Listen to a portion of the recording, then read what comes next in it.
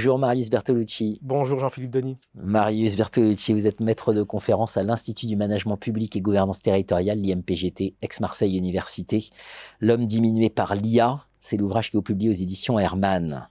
C'est un ouvrage qu'il faut lire, qui va faire beaucoup de bruit, qu'il faut faire lire aux jeunes et aux moins jeunes. Voilà. Une thèse forte dans l'ouvrage, c'est que l'IA, c'est un risque pour la décision. Oui. On n'attend pas qu'une IA fonctionne pour l'utiliser. On plonge dedans. Semble-t-il que c'est un constat fort, et je prends souvent un exemple, la police prédictive. Les scientifiques vous disent que ça n'a aucun sens, et pourtant vous avez des dizaines de polices à travers le monde, aux États-Unis, Berlin, Amsterdam, etc., qui vont utiliser ces systèmes-là. Il y a un tel engouement autour de l'IA que le bon sens, j'ai même envie de dire le bon sens paysan, a disparu. Est-ce que ce système fonctionne? Oui ou non. Prenons un exemple, et j'aime les exemples du management public parce qu'ils sont très forts, humainement ils sont forts. Prenons l'État du Michigan. De 2013 à 2015, ils décident de faire appel à un algorithme pour traquer les fraudeurs pour les allocations chômage. Donc ils mettent 26 mois d'efforts, 47 millions de dollars sur la table pour un algorithme avec un taux d'erreur de 93%. Sauf qu'en 2 ans, il a eu le temps d'endetter plus de 30 000 familles. Alors on n'est jamais sûr, même avec les rapports d'enquête par la suite. Donc on n'attend pas, c'est assez catastrophique. Les Pays-Bas, de 2013 à 2020, ils auraient pu quand même jeter un coup d'œil sur ce qui s'est passé dans l'État du Michigan. Eh bien, ils ont mis en place également un système pour traquer les fraudeurs. Il faut quand même voir qu'en 2021, le gouvernement tombe à cause de ça. Parce qu'on est à plus de 30 000 familles endettées et les chiffres ont évolué récemment. On est à 2090 enfants retirés à leur famille. Donc, je me pose véritablement la question, est-ce qu'on peut être un peu sérieux face à tout ça? Ouais, est-ce qu'on peut être un peu sérieux? Être un peu sérieux, ça veut dire être responsable. Et vous nous dites, en fait, l'IA, c'est ça le problème, c'est que précisément, ça déresponsabilise.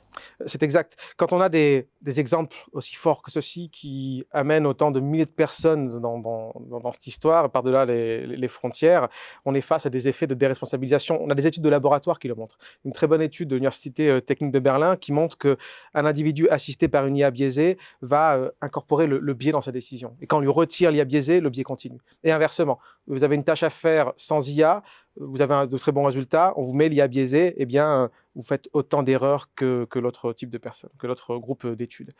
D'autres études qui montrent également que lorsqu'on est assisté par une IA, eh bien, on est moins consciencieux dans les tâches à accomplir. Et donc, quand vous prenez les études de laboratoire, il y en a d'autres, et le réel, on a évoqué quelques cas, eh bien, c'est la catastrophe.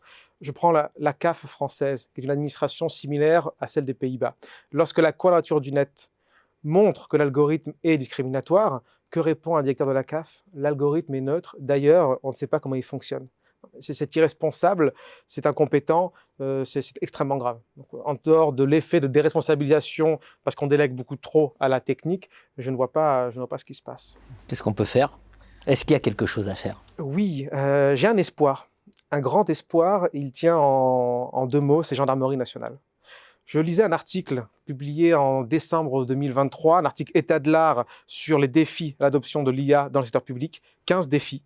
Et ensuite, je me disais, mais c'est intéressant parce que quand je regarde ce que fait la Gendarmerie nationale, quand je pense à ce que dit et nos discussions avec le général Patrick Perrault, que je salue, eh bien, ils font le travail. C'est assez extraordinaire. Alors, je ne vais pas forcément vous énoncer les 15 points, mais on prend tout de même quelques-uns. Avoir une stratégie claire pour l'adoption de l'IA parce que ça va bouleverser le fonctionnement de l'institution. Ne pas abuser des données que l'IA va produire. Avoir des valeurs humaines. Donc avoir une colonne vertébrale morale extrêmement stricte. Et donc j'ai foi dans les militaires et j'ai foi dans le général Perrault pour ce qu'il fait. Avoir des capacités organisationnelles, techniques et humaines.